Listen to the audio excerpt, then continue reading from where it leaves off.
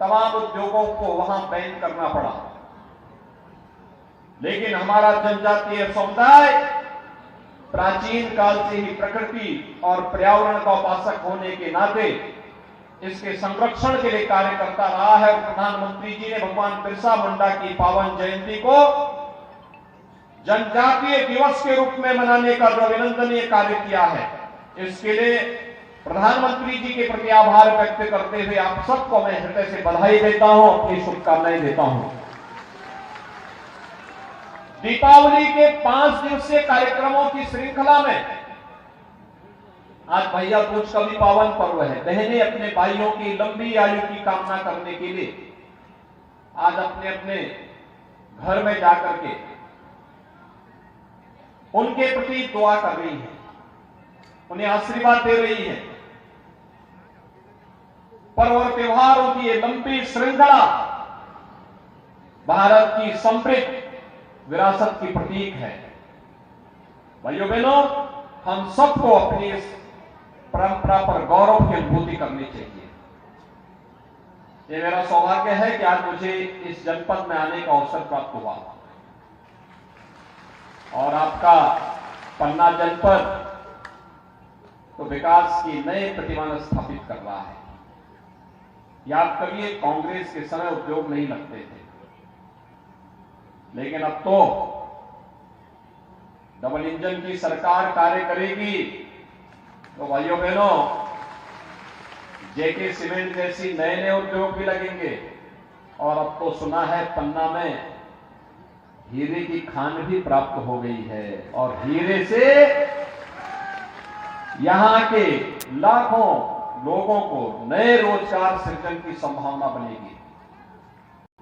आपका जनपद भी समृद्धि को प्राप्त करेगा और मध्य प्रदेश भी समृद्धि की एक नई ऊंचाई को प्राप्त करेगा। आपने देखा होगा डबल इंजन सरकार का लाभ किस रूप में प्राप्त होता है। जब से प्रधानमंत्री के रूप में मोदी जी आए, मोदी जी और शिवराज सिंह चौहान जी की जोड़ी ने मध्य प्रदेश को बीमारू राज्य से उभार करके आज देश के विकसित राज्यों की श्रृंखला में खड़ा कर दिया है। भाइयों बहनों, जो कार्य कांग्रेस 55-60 वर्षों में नहीं कर पाई, वह कार्य मोदी जी के नेतृत्व में मध्य प्रदेश में शिवराज सिंह चौहान जी ने मात्र 9 वर्ष में करके दिखा दिया। हर गरीब के घर में शौचालय का निर्माण होना, हर गरीब परिवार को सिर ढकने के लिए एक छत उपलब्ध होना, एक प्रधानमंत्री आवास योजना का लाभ उपलब्ध करवा देना, हर गरीब को 5 लाख रुपए की आयुष्मान भारत की सुविधा उपलब्ध करवा देना, हर गरीब के घर में बिजली पहुंचाने का कार्य हो, या फिर उज्ज्वला योजना में हर गरीब परिवार को फ्री में रसोई गैस के कनेक्शन उपलब्ध करवाने का कार्य। भाइयों बहनों, ये सभी कार्य पहले भी हो सकते थे। कांग्रेस को तो 55-60 वर्षों तक मौका मिला था, लेकिन विकास उनके एजेंडे का हिस्सा नहीं था। गरीब कल्याण उनके एजेंडे का हिस्सा नहीं था। वनवासियों, गिरवासियों, हरिजनों, जनजाति समुदाय के का उत्थान हो, उनका कल्याण हो, वे भी सुख और समृद्धि के मार्ग पर आगे बढ़ सके, ये कांग्रेस के एजेंडे का हिस्सा नहीं था। कांग्रेस तो जाति के नाम पर बांटती थी, समाज के सामाजिक ताने बाने को छिन्न भिन्न करती थी, वोट बैंक की राजनीति करती थी, और जब सरकार से देने की बात आती थी तो इनके नेता कहते थे कि देश के संसाधनों पर पहला अधिकार तो मुसलमानों का है। यही तो कहते थे इनके लोग, तो यही कहते थे। वो ये नहीं कहते थे कि देश के संसाधनों पर पहला अधिकार गरीबों का है, अन्नदाता किसानों का है, नौजवानों का है, हमारी बहनें और माताओं का है। ये बात कांग्रेस के नेता कभी नहीं कहते थे, क्योंकि विकास उनके एजेंडे का हिस्सा नहीं था। भाइयों बहनों, मोदी जी 2014 में प्रधानमंत्री बने, उन्होंने नारा एक ही दिया। उन्होंने कहा था कि मेरी सरकार देश के गांव के लिए, गरीब के लिए, किसान के लिए, नौजवान के लिए, दलित के लिए, वंचित के लिए, जनजाति के लिए, समाज के सभी तबकों के लिए, महिलाओं के लिए, सबके लिए कार्य करेगी। और इसके लिए उन्होंने नारा दिया, सबका साथ सबका विकास। भाइयों बहनों, सबका साथ सबका विकास का ये नारा समग्रता को लेकर के चलता है और ये राम राज्य की आधारशिला यही है, यही राम राज्य है।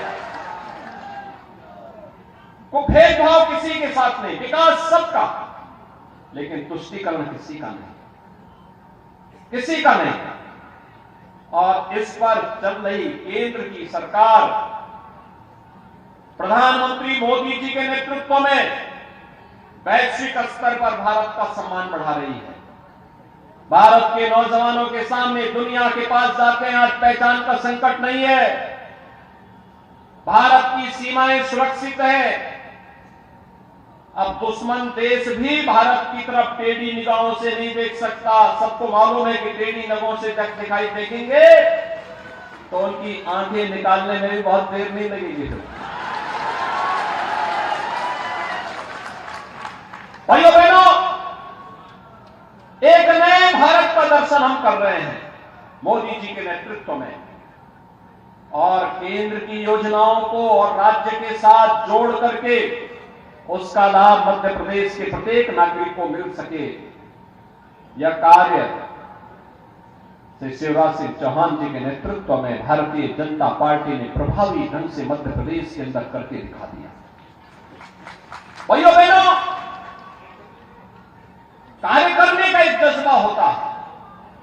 अब याद करिए, कांग्रेस के समय यह मध्य प्रदेश बीमारू राज्य था, लेकिन आज विकसित हो चुका है।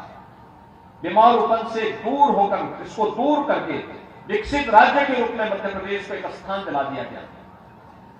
अन्नदाता किसानों के लिए सबसे अधिक कृषि विकास दर वाला राज्य है मध्य प्रदेश। नए उद्योग लग रहे हैं, इंफ्रास्ट्रक्चर के अच्छे हाईवे बन रहे हैं, अच्छी सड़कें बन रही हैं, डैम बन रहे हैं, और यही नहीं, IIT, medical college, AIIMS, IIM जैसी संस्थाओं की एक श्रृंखला खड़ी होकर के मध्य प्रदेश के युवाओं के लिए रोजगार सृजन की भी नई संभावनाओं को आगे बढ़ाया जा रहा है। ये वेलफेयर स्टेट की परिकल्पना को साकार करना ही राम राज्य के उदाहरण है। एक और विकास की बड़ी बड़ी परियोजनाएं, गरीब कल्याणकारी योजनाएं प्रभावी ढंग से बिना भेदभाव के हर तबके के लिए पहुंचाने का कार्य हो रहा है। दूसरी ओर सुरक्षा का एक बेहतर वातावरण। कांग्रेस के समय में पर्व और त्योहार नहीं मना पाते थे, कर्फ्यू लग जाता था। कोई होली, दीपावली कुछ भी आई, पता लगा कर्फ्यू। हमारे लिए पर्व और त्योहार उनके समय में भय और दहशत के माहौल के जैसे बन गए थे, लेकिन आज कर्फ्यू नहीं लगता है। आज तो शानदार तरीके से उत्साह के साथ अपने पर्व और त्योहारों को आयोजित करके एक दूसरे को बधाई देते हैं। उत्साह और अमन के साथ पर्व और त्योहारों में पूरा समाज एकजुट होकर के इन आयोजनों में शामिल होता है। सरकार बदलने से, अच्छे नेतृत्व आने से कितना परिवर्तन हो सकता है, ये भारतीय जनता पार्टी की डबल इंजन सरकार ने मध्य प्रदेश के अंदर करके दिखाई है। और इसलिए भाइयों बहनों, आज मैं आपके पास आया हूं कि आपकी आस्था को सम्मान भी भारतीय जनता पार्टी की डबल इंजन सरकार ही देगी। आप आइए देखिए, मोदी जी के आने के बाद काशी में काशी विश्वनाथ धाम बन रहा है, बन चुका है। पहले 5 लोग एक साथ बाबा का दर्शन करने नहीं जा पाते थे। आज भाइयों बहनों 50,000 लोग भी एकजुट होकर के चले जाए तब भी जगह की कमी नहीं होगी। ये परिवर्तन है। केदारपुरी कांग्रेस के समय पूरी तरह तबाह हो गई थी, प्राकृतिक आपदा की चपेट में आ गई थी। आज भगवान केदारनाथ का दर्शन करने के लिए उत्तराखंड में आप जाएंगे, केदारपुरी का पुनरुद्धार का काम प्रधानमंत्री मोदी जी ने वहां करवा दिया। महाकाल में महालोक का दर्शन होता है और 500 वर्षों का इंतजार समाप्त करके अयोध्या में से राम जन्मभूमि में भव्य राम मंदिर का निर्माण कर रहे हैं। क्या ये काम कांग्रेस कर पाती? क्या कांग्रेस सुरक्षा दे पाती? क्या कांग्रेस राम मंदिर का निर्माण कर पाती? क्या कांग्रेस बाबा विश्वनाथ धाम का निर्माण कर पाती? और क्या कांग्रेस भाइयों बहनों महाकाल के महालोक की अनुभूति कांग्रेस करा पाती? क्या जब कांग्रेस न गरीबों का कल्याण कर सकती है, न विकास का कार्य ही ला सकती है, न आपकी आस्था का सम्मान ही कर सकती है, तो फिर कांग्रेस जैसे बोझ को ढोने का मतलब ही क्या है? कोई मतलब है क्या? और इसलिए गलती कतई मत करना। भाइयों बहनों, मैं आपका अभिनंदन करता हूं, आपने श्री प्रताप मोदी जी के समर्थन में इतनी भारी संख्या में एकत्र हुए हैं। एक विधायक के रूप में मैंने अपनी जिम्मेदारियों का निर्वहन करना प्रारंभ किया, लेकिन पहले कांग्रेस की सरकार ने उनके पीछे पड़ करके उनको पूरी तरह क्रैश करने का प्रयास किया, लेकिन उनकी हिम्मत के सामने कांग्रेस की हिम्मत जवाब दे गई। उनके सदस्यता समाप्त करने का कुत्सित प्रयास किया। मैं धन्यवाद दूंगा न्यायपालिका को कि उन्होंने प्रहलाद लोधी की सदस्यता को फिर से बहाल करने और उसको स्टे करने का काम किया। कोरोना कालखंड में पहले स्वयं संक्रमित हुए, जनता जनार्दन की सेवा करते करते और फिर परिवार के कई सदस्यों को उनको खोना पड़ा। पैर एक बार नहीं, जनता की सेवा करते करते एक बार नहीं 5 बार पैर अपना गंवा चुके। भाइयों बहनों, मैं तो आप सबसे अपील करने के लिए आया। जब मुझे बताया गया कि प्रहलाद लोधी के साथ ऐसी घटना घटित हुई, तो मैंने विशेष रूप से अनुरोध किया। मैंने कहा पवई में जरूर जाऊंगा स्वयं अपील करने के लिए। और भाइयों बहनों, आज मैं स्वयं आपसे अपील करने के लिए आया हूं। आप में से हर व्यक्ति, आज सायंकाल प्रचार बंद होगा, आप में से हर व्यक्ति को प्रहलाद लोधी बनना पड़ेगा। कमल चुनाव चिन्ह के लिए फिर से कमल खेलेगा, फिर से पवई में और पन्ना की तीनों विधानसभा सीटों पे कमल खिलेगा। क्या ये संकल्प लेने को तैयार हैं? सभी लोग तैयार हैं? प्रहलाद लोधी जी को आप आश्वस्त करिए कि वे चुनाव तक भले ही कार्यकर्ताओं के बीच में रहे, एक बार पैर का उपचार पूरा कर रहे, फिर जनता के बीच में दौड़ करके जनता की सेवा ही उनको करनी है, इसमें कोई संदेह नहीं है। सब लोग सहमत है ना? तो भाइयों बहनों, मेरे साथ बोलेंगे भारत माता की, भारत माता की जय श्री राम, जय जय श्री राम।